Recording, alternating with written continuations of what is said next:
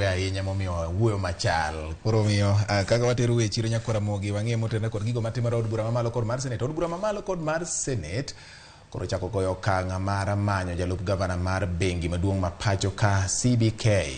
Komiti mar omenda moriwo od buche ariyogo nodayo dho Dr. Susan Koech manogwel mondo okaw kar mane en jalup gavana mar CBK Sheila Bijiwe.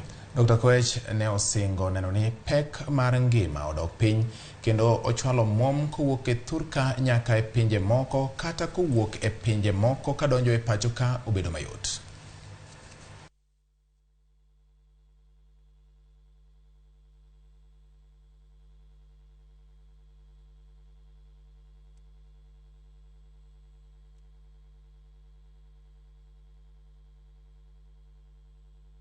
Yes, the cost of living has gone up, and we note that inflation is currently at around 8.9.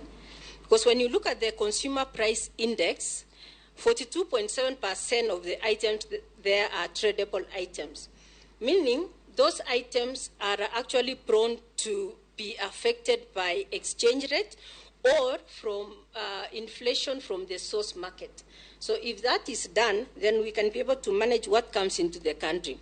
Secondly, importation of duty-free goods will actually ease the overall cost. Food inflation right now is at 12.8%, Honorable Chair.